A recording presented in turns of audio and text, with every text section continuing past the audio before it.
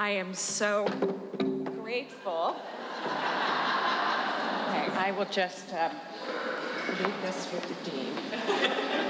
I am so grateful for the invitation to be here. I'm so grateful to Christine, to Dean Percy, to all of you for coming out for an 8:30 lecture, which is something I'm pretty sure I couldn't convince my students in Atlanta to do. And as Christine said, tonight, it's not so much a lecture as it is a series of home movies about us. Preaching to preachers is its own peculiar homiletical category. And when I became a teacher and left the congregation, I realized that the only time I'm preaching to my people is when I'm preaching to you. And that has made me always look for the preacher in the text, in the biblical text. So some years ago, I began to write a book reflecting on images of preachers in the biblical text in light of what we do. And because I read Frederick Buechner's Alphabet of Grace when I was very young, some of you may know this book, I borrowed his organization for the book. It's an alphabet of preachers. So tonight, this is work in progress. Feels a little tender to share, but that's what preaching is, isn't it? The book is called A is for Alabaster, A Preacher's Alphabet. There are 52 entries, 26 for the Hebrew Bible, 26 for the New Testament. That's how I organized it. Originally, we were only going with 26, and then we made it 52. So now I'm writing longer. And since context is everything when it comes to interpretation and to listening at the end of an extraordinary day of lectures and preaching both last night and today, I would like to suggest that we hear these pieces in light of what we've already heard today. So, particularly from Brian and Paula's lectures this morning, to listen not as chaplains of worship in the mode of colonialism, but perhaps to listen with Greta Thunberg on our shoulder, as if the world is on fire, which it is, and in light of Paula's work, to remember that these are metaphors, and a metaphor has an is and an is not, always, and maybe some of these are even parables, so I'm going to try my best to leave the threads hanging and not kill it, and I'll ask you to listen with the same kind of imbalance. So the first one I'd like to share is F, the letter F. I learned pretty quickly that everybody's name in Scripture begins with a J, which becomes problematic if you want to try to include a lot of things besides Jesus. So Jonah got included with F is for fish. That's how he got in here. That was the only way to do it. Preachers love a fish story with some bite to it.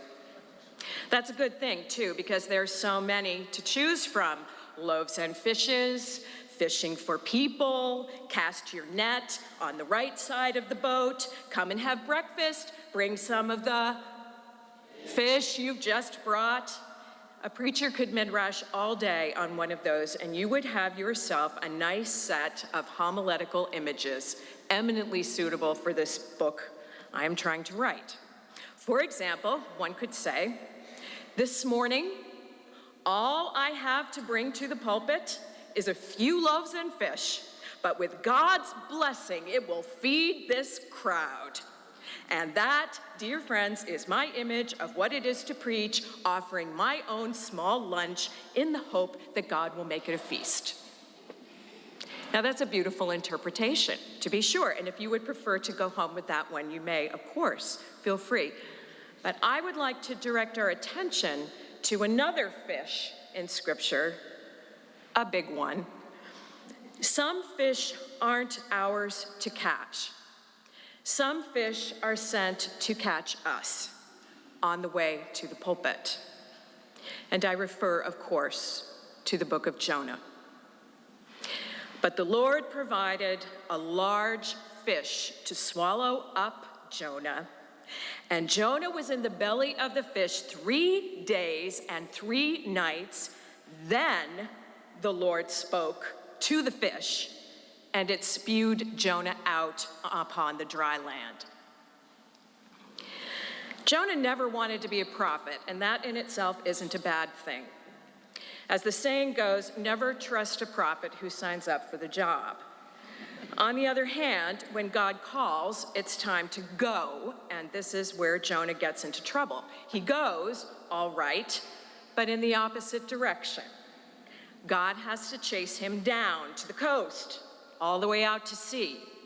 There are some special effects, including gale force winds and a capsizing ship, as God swiftly and decisively demonstrates that Jonah's prophetic assignment is not, in fact, optional, and that it would be fruitless to hide below deck or at world's end in Tarsus.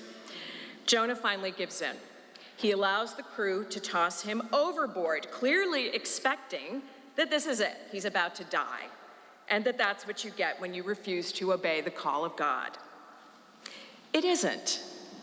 What you get is a big fish, whose verb is to swallow up. You, that is. To be swallowed up is not the friendliest of human experiences. It comes to each of us, eventually, but through less tangible agents than sea creatures. Anxiety, anger, sorrow, guilt, pride, fear. Each of those is capable of swallowing us up and carrying us long distances in the dark and the wet to places we never wanted to go, where God feels as far away as Sheol. But to be swallowed by a big fish is different. To begin with, it's a saving device. Without the fish, we would be lost to the waves and dead in the water. The fish is a life raft sent from God as surely as day follows night. It just happens to be more pointedly metaphorical, cramped, slippery, and filled with fish guts. You won't be able to move, stand, see, or see a hand in front of your face, and you definitely won't be able to steer or navigate, which is the whole point.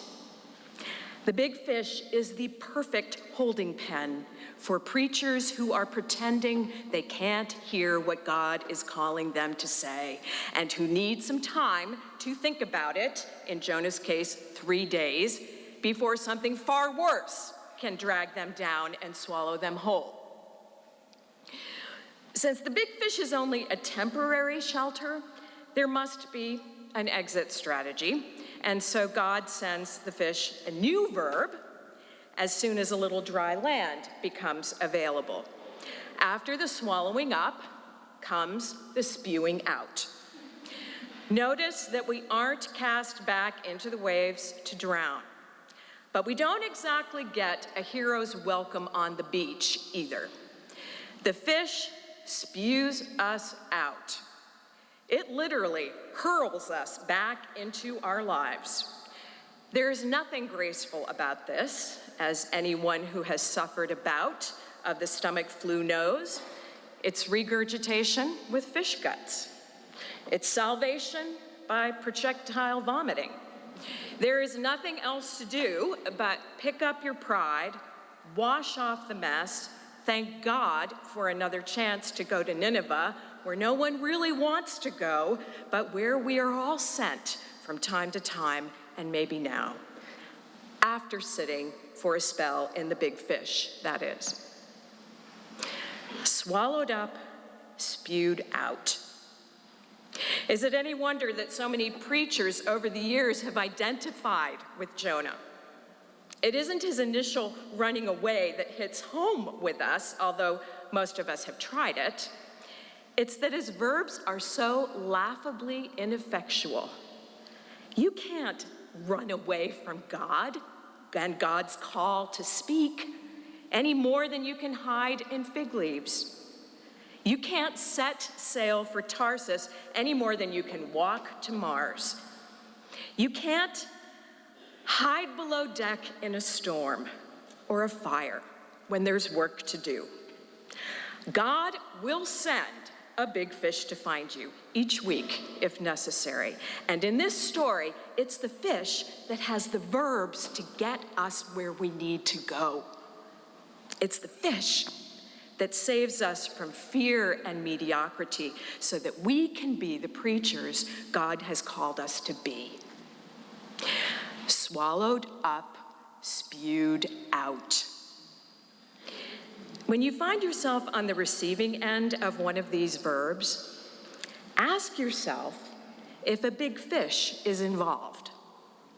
Maybe it isn't a case of anxiety or anger or sorrow getting the upper hand. Maybe God has a word for you to speak in Nineveh, a word that you're taking a little too long to say. Feel around with your feet.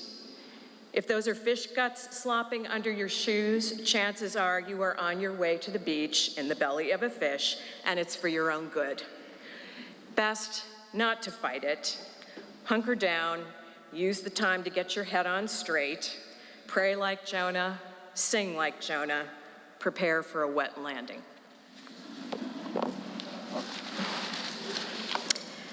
The letter E is for Esther. Most of these, I have to say, take a long time for me to write. I'm a very slow writer.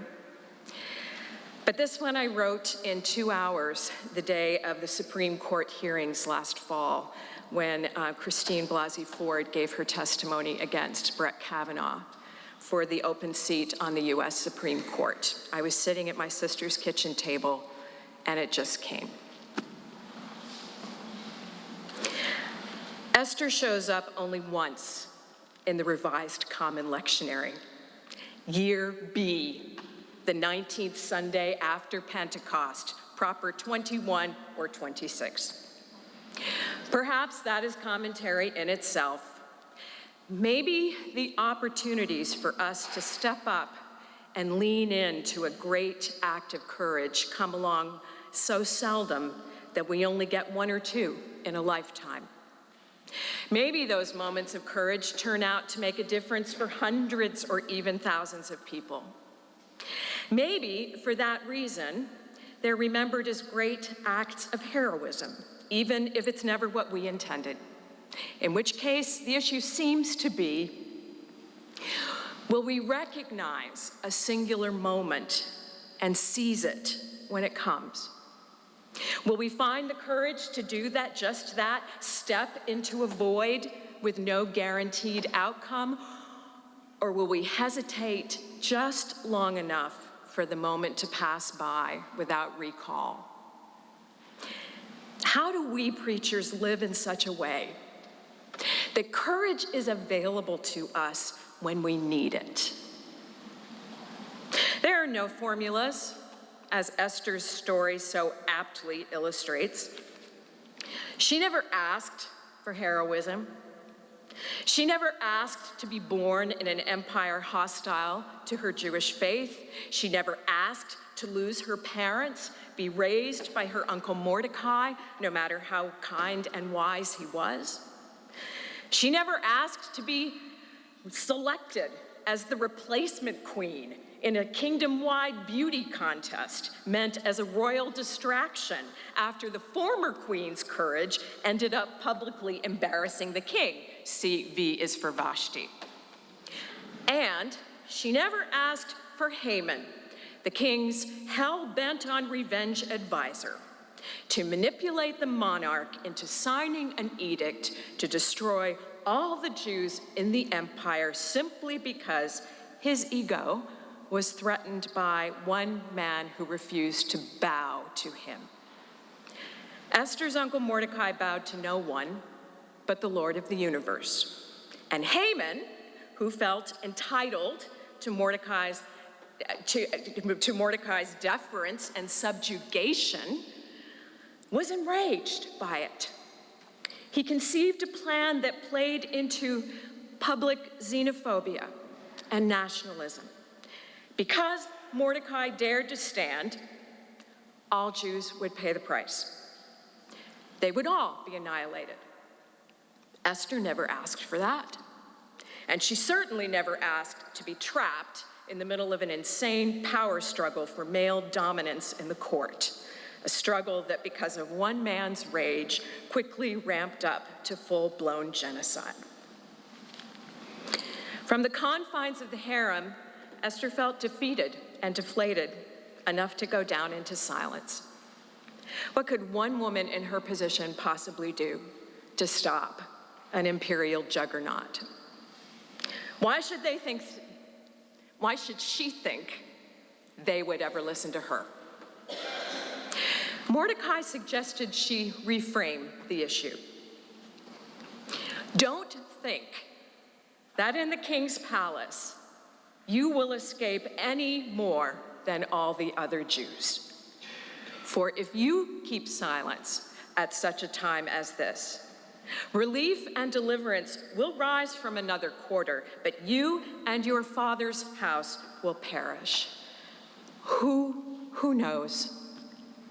Maybe you've come to royal dignity for just such a time as this. The issue isn't whether we have enough power to confront injustice.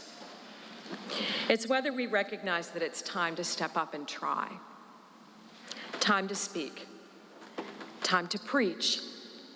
Time to use whatever we have at our disposal, even if it's a set of royal robes and a tiara, or a suit and a clergy collar from a pulpit. That could work. Esther recognized her moment when it came around. Even more amazing, she seized it.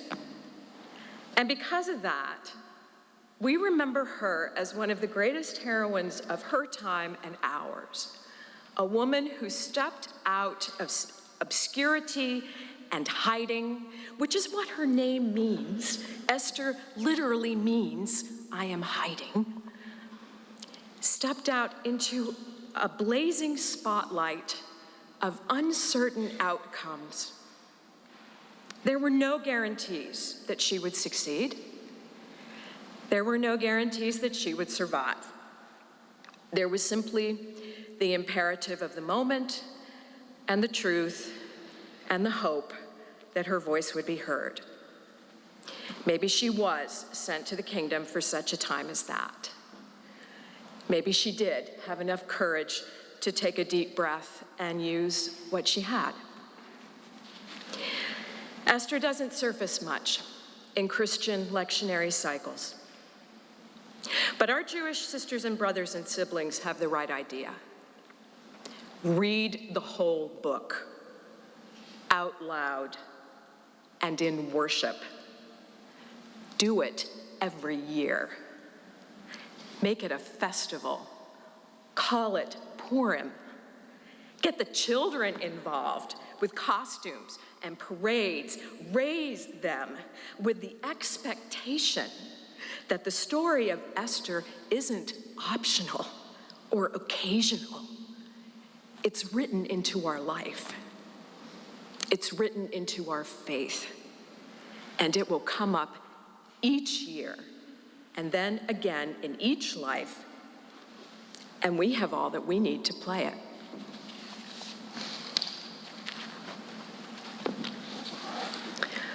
Okay, here's a letter C.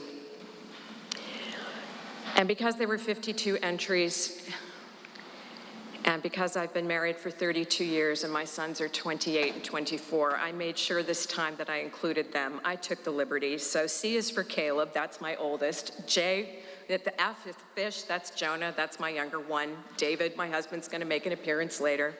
So, but C is for Caleb is a hard one. So I'm going to read the little passage from Numbers before I tell you what I did with it. This is from Numbers 13 and 14. Moses sent them to spy out the land of Canaan and said to them, "Go up there into the Negev and go up into the hill country and see what the land is like and whether the people who live in it are strong or weak, whether they are few or many, and whether the land they live in is good or bad, and whether the towns that they live in are unwalled or fortified, and whether the land is rich or poor, and whether there are trees in it or not. Be bold, bring back some of the fruit of the land." Caleb was one of the 12 men sent out to spy on the inhabitants of the land of Canaan. The Hebrews had been wandering in the wilderness of Sinai for months after their miraculous escape from slavery in Egypt and were poised to enter the land God had promised to give them, but they knew nothing about it.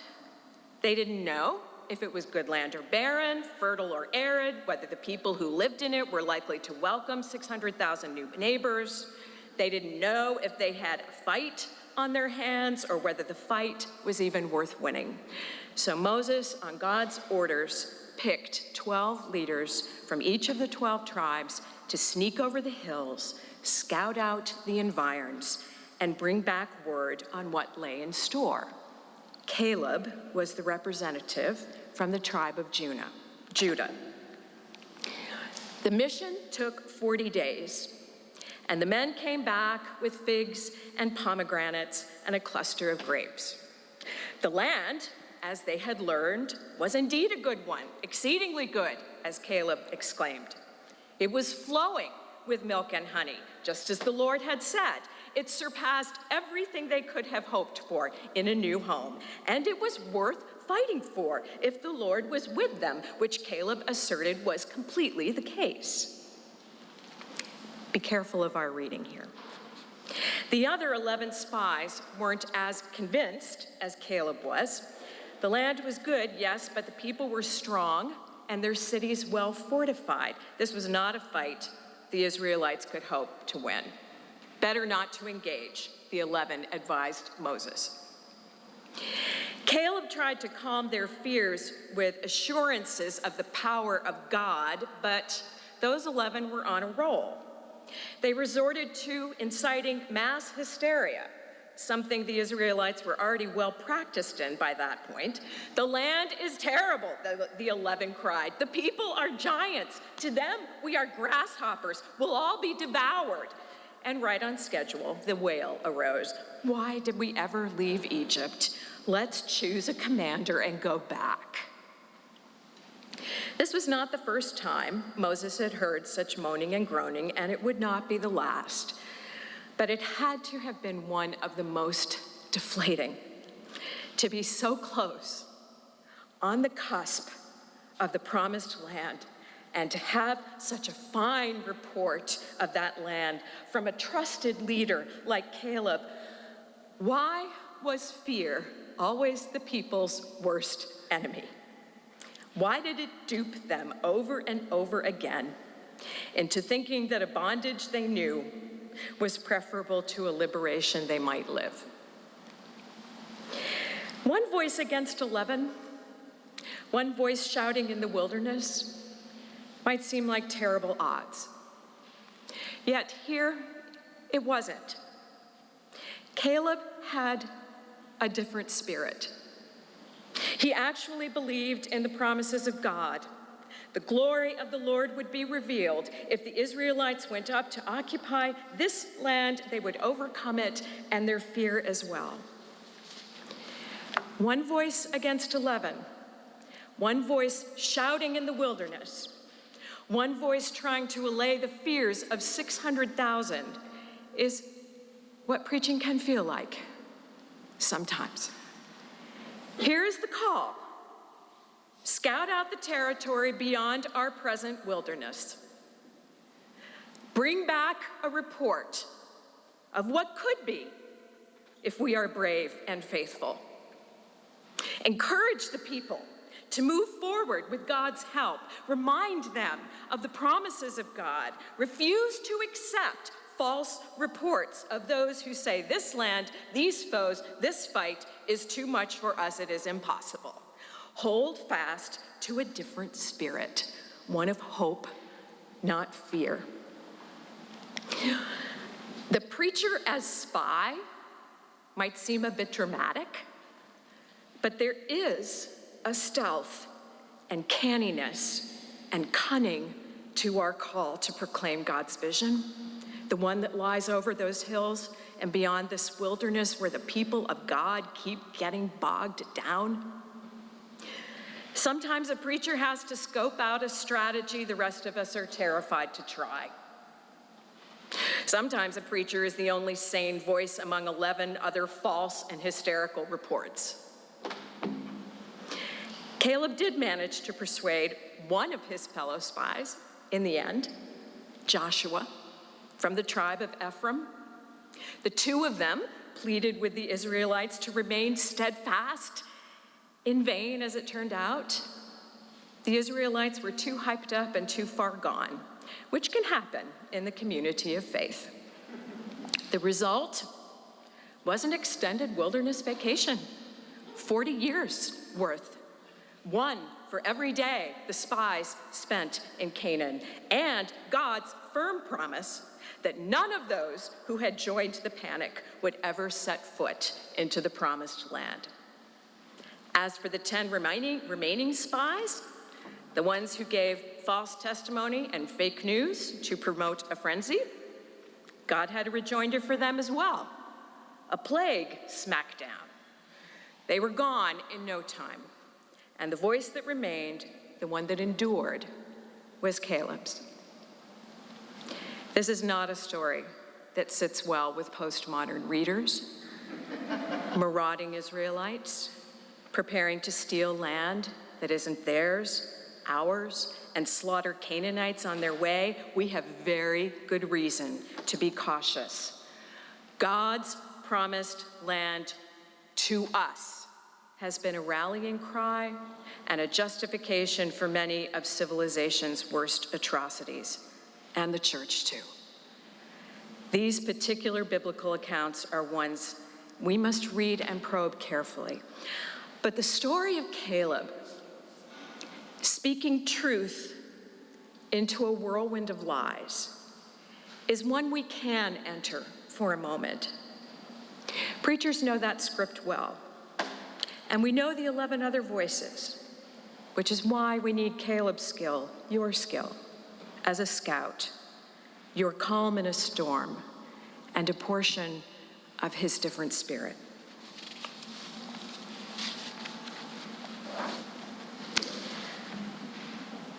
L. You want to guess what it was? This part took forever trying to decide what was going to be for what letter. Laodicea. You have to have something from the book of Revelation, right? Something.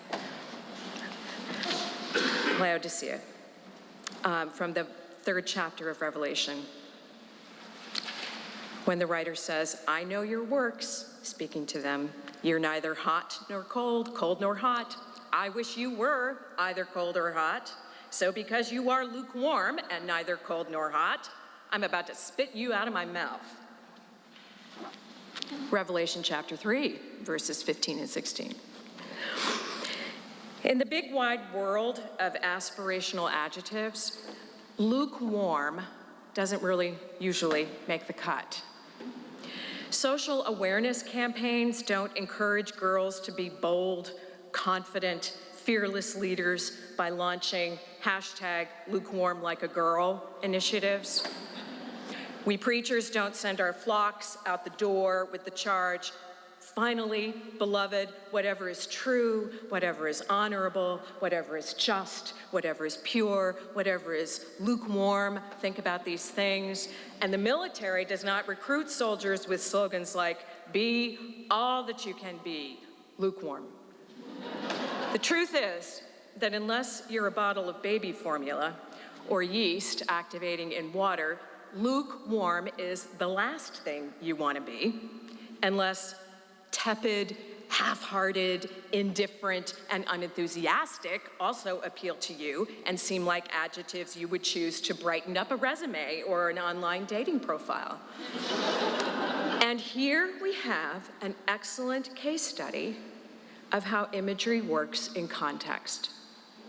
Lukewarm may be an undesirable descriptor for us, but in Laodicea, it conjured very different associations. Laodicea was a city on the river Lycus in Phrygia and home to one of the 7 churches in Asia mentioned in the book of Revelation. The city had wealth, sophistication, thriving commerce, every luxury, but a serious water problem, including a lack of drinking water. So a splendid aqueduct was built to pump water from neighboring towns to address the problem. Hot mineral springs through one set of pipes, cold mountain springs from another. But by the time the water reached the city, it was no longer hot or cold, or even it was lukewarm and calcified from its journey through the pipes. It wasn't refreshing to drink or even fit to drink, and certainly not restorative. No, it was water that made you want to gag, like reaching for a mug of steaming hot coffee or a bottle of your favorite iced soft drink and discovering on first gulp that it's been sitting out for hours, room temperature and flat, with a strange aftertaste of chalk. To the citizens of Laodicea, lukewarm wasn't just another term for ambivalence.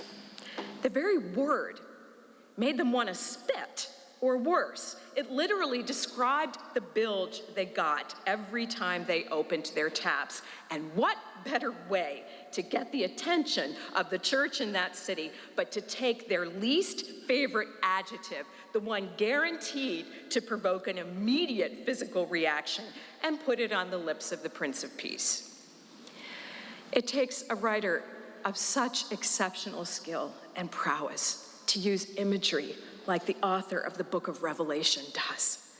7 lampstands, 7 seals, 7 trumpets, 7 bowls, angels, dragons, thrones and beasts, horses and riders, Alpha and Omega, the lake of fire, the marriage supper of the Lamb, and a new heaven and a new earth, and the jeweled city of God. The writing is pure genius over and over, and so is the use of imagery. And it stirs and moves and enthralls and terrifies us all at the same time. It also uncovers truth, which is what apocalyptic writing aims to do, and what apocalypse means in its original sense. An unveiling, a revealing, a disclosing of what has long been hidden. No matter how shocking or objectionable that truth might be, apocalyptic aims to inflame. We can only imagine that the members of the church in Laodicea experienced a fair amount of shock when they heard the book for the first time, and even had serious objections to parts of it.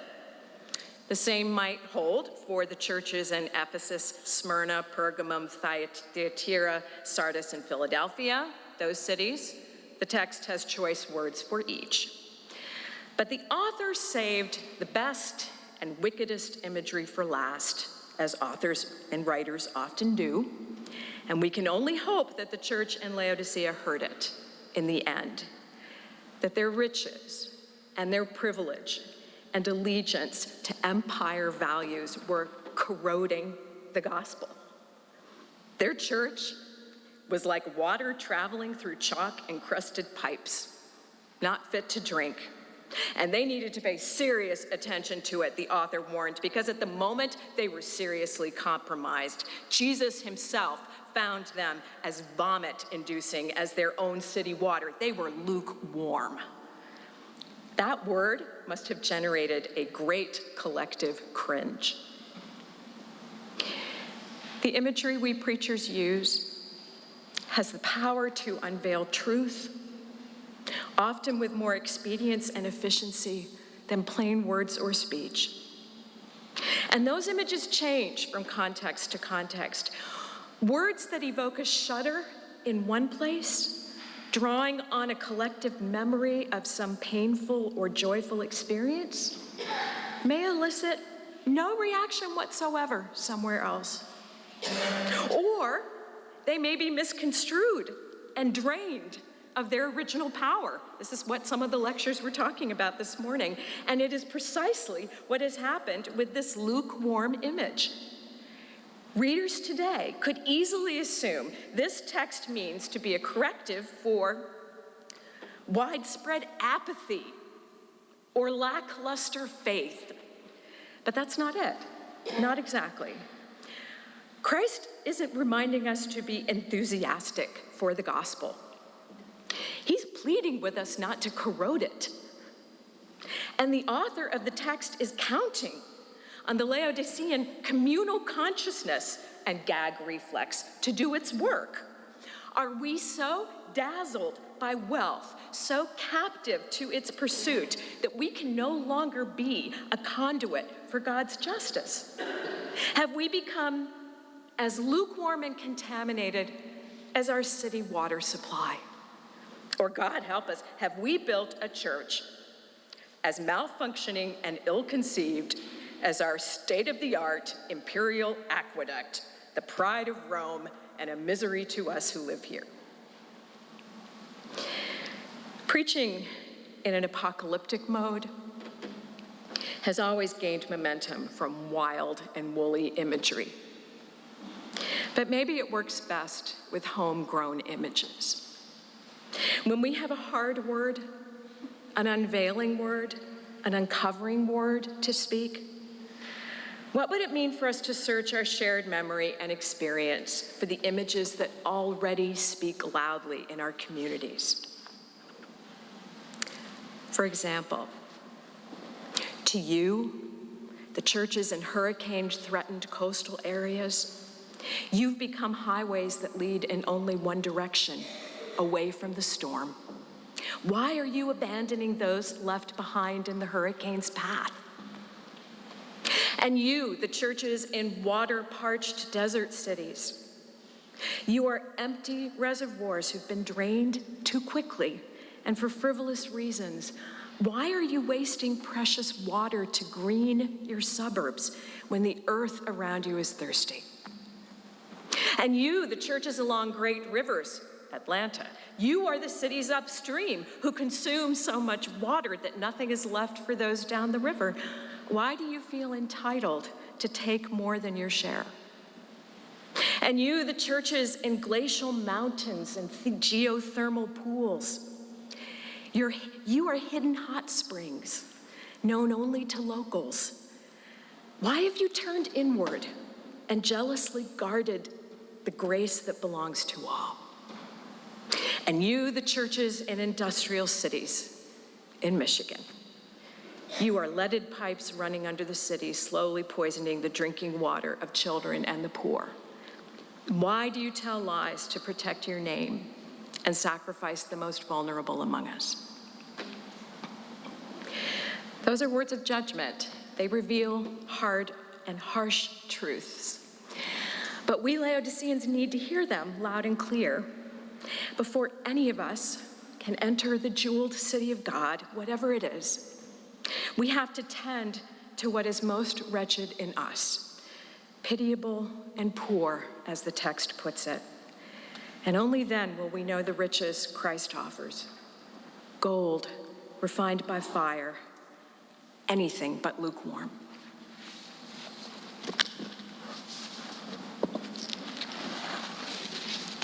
There's hardly anybody whose name begins with Q in the New Testament, but there is one very important figure. You want to guess? Quirinius, yeah. Christmas. Luke tells us that Quirinius was the Roman governor in charge when Jesus was born. Scholars have had to point out that Luke's dates are a bit off here. historical records place Quirinius in Syria a few years before or after Jesus' birth, and the census Luke refers to probably happened in another year too. It's a discrepancy that creates tremendous anxiety in some circles. For instance, can a text that is historically inaccurate still be infallible? That's one.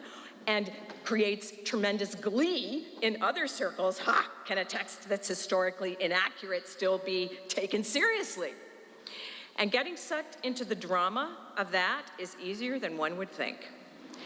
But it also distracts us from the bigger literary objective. Luke is making a point about what it means for Jesus to be born at a particular time and place in history with this set of political realities.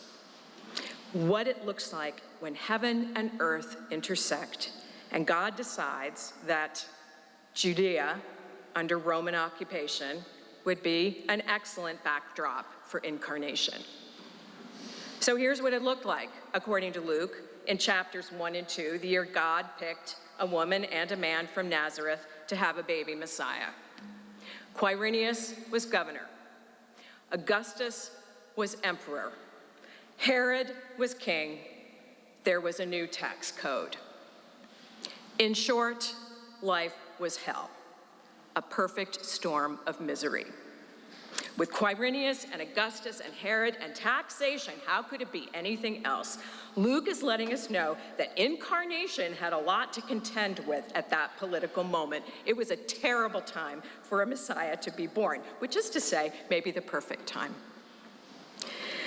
Political figures, even those from the ancient world, usually have plenty of historical documentation, even if they wrote it themselves, for us to get a sense of what sort of leaders they were. What we know about Quirinius, Augustus, and Herod suggests that for those living in Judea, at least, these three were a particularly brutal combination to have in power at the same time. Ambitious, ruthless, brilliant, and by some counts, completely amoral. Between them, they led armies and rejected law, dismantled a republic, replaced it with empire, discarded wives, executed sons, expanded territories and crushed rebellions, collaborated with enemies and betrayed countrymen, built massive temples and forts for their own protection and glory, and to pay for it, imposed taxes that were particularly harsh and burdensome for the poor. Not every historian sees it that way. There are obviously many angles from which to view these narratives and construe the legacies of these three men. But the consistencies between them are enough for us to realize what a dangerous time it was in Judea for Jesus and his family. Those who first read Luke's gospel probably didn't need any introductions to Quirinius, Augustus, and Herod, any more than we need introductions to Hitler, Stalin, and Mussolini. Just saying the name would trigger stories that sent shivers down the spine. And it would make the point, incarnation is always perilous. Evil is always a factor. We cannot ignore the particularities of our own political contexts, how Quirinius is among us now, and what that means for the most vulnerable and poor. Yet Luke's readers would know something else too, and so should we. Not even Quirinius can halt the purposes of God. The powers and principalities of this realm may be at work. They may crucify, they may poison, we may destroy, but that will never defeat the Prince of Peace. When Jesus was born in Bethlehem of Judea, Quirinius was governor of Syria. Luke insists that we know his name and take it seriously. It matters to the story. Just as it matters who is in power today in our own cities and states and countries and provinces, and which of them is Quirinius, who must be taken seriously, but whose power will ultimately, in a sense we can't know, ever be a match for the living God.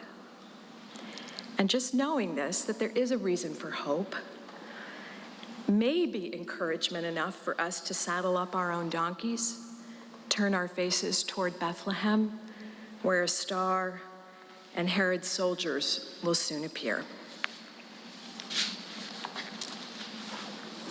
Here's the last one I want to share. The letter U. That took some thinking. You want to guess? We had to get Abraham in there. If your name doesn't start with J, it starts with A. You are. The Lord said to Abram, I am the Lord who brought you from of the Chaldeans to give you this land to possess. That's how we got Abraham.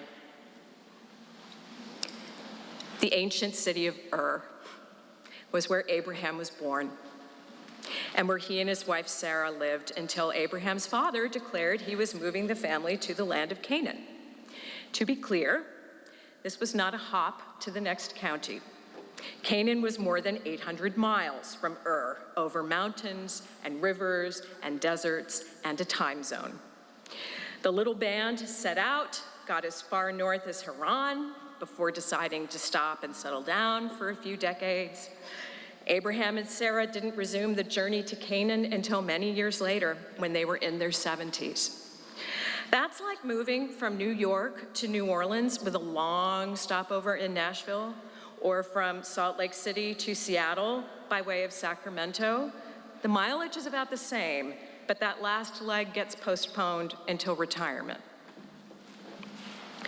Abraham's passport, had he had one to present at the Canaan border, would have listed of the Chaldeans as his birthplace and Haran as a long-term residence. Those were the places that first shaped him, and the locations he could point to when asked that most standard of small talk questions, where are you from? But where we're from isn't the same as where the Lord has brought us from. And Abraham came to learn this. One is a matter of geography, the other a matter of faith. One is a scattering of pins on a map, the other a line that moves purposefully between them. Abram then, may have been a man from who'd made Haran his home for many years, but the life he thought settled turned out to be a stop along the route of an itinerary he never set. God transformed the pins on a map into a narrative that was still unfolding. I am the Lord who brought you from of the Chaldeans to the land of Canaan. The Bible's first patriarch is a towering figure in the book of Genesis, a father of faith, of covenant, and of nations. Abraham's life, his story, his devotion to God are held in highest honor. As front man in the genealogy, his name is recited in prayer, the God of Abraham, the God of Isaac, the God of Jacob, and it is recalled to memory in moments of divine address. I am the God of Abraham, the God of Isaac, and the God of Jacob. He and Sarah will become progenitors of descendants as numerous as the stars, God promises. His example will inspire believers of 3 world religions. His flaws will inspire theological reflection on the deepest levels. But of all we could say about Abraham, and it would take years to do his texts justice, perhaps one of the most important is simply the way he and God agree upon how to tell his story, that God is the one who brought him from to Canaan, that this journey was much more than a few months on the road. It would require a willingness to leave old certainties behind at every stop. That a life of faith meant trusting the itinerary to God and being ready to move, change, and change gates when called, and that the narrative unfolding was much bigger than Abraham himself. It was about what God was doing in the world for the world. The long trek from Ur to Canaan, that's a journey we preachers all take, and all of us in the life of faith, and preachers come to know it particularly well. We begin, as Abraham did, in the hometown contexts that first shaped us and held us. Ur, however we've known and experienced it, we're from there, but we can't stay there. God and ministry call, and so we go forth on the way to Canaan, and it's a very long road to get there. It is much longer than we thought. Leaving Ur, with all the change and painful growth that comes with it, is much, much harder, and Haran seems like it could be a nice place to stop.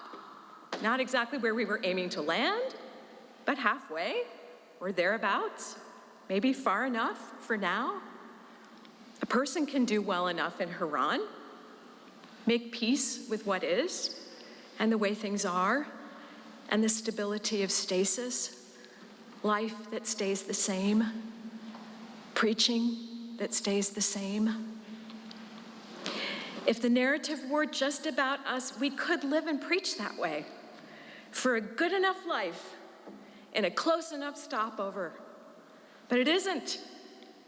It's a narrative we join about the purposes of God. And to join it, we have to leave Ur and travel light. Leave old thought patterns rooted in barrenness. Commit to the long walk toward life and justice for all God's people, with all its starts and stops and struggles to stay engaged. Listen for when the next flight is called to get up and go from here. In Abraham, we meet a truth that often takes us by surprise. We are never too old or too settled in Haran to be interrupted again by God's call. Nothing is so fixed that it can't be reconfigured for God's purposes. Nothing is so stagnant that it can't be stirred into movement. Haran is a layover, and it always was. It's a stop on the road out of Ur, and God decides when it is time for the next leg of the journey, and for that matter, how much we can pack. Even the most enlightened preachers, everyone in this room, all of us, we have old certitudes that no longer fit in those carry-on bags destined for Canaan. We will always be repacking. The distance from Ur to Canaan is more than 800 miles, over mountains and rivers and deserts, and the endless stretch of our own human frailty. It's a long way to go, but an even longer way for God to bring us from the places that formed us through the places that need to form us still. And that's a good way to frame it when we tell the story. Wherever we started, however far we've come, God is the one who's brought us from there to here on the Canaan road. Thank you.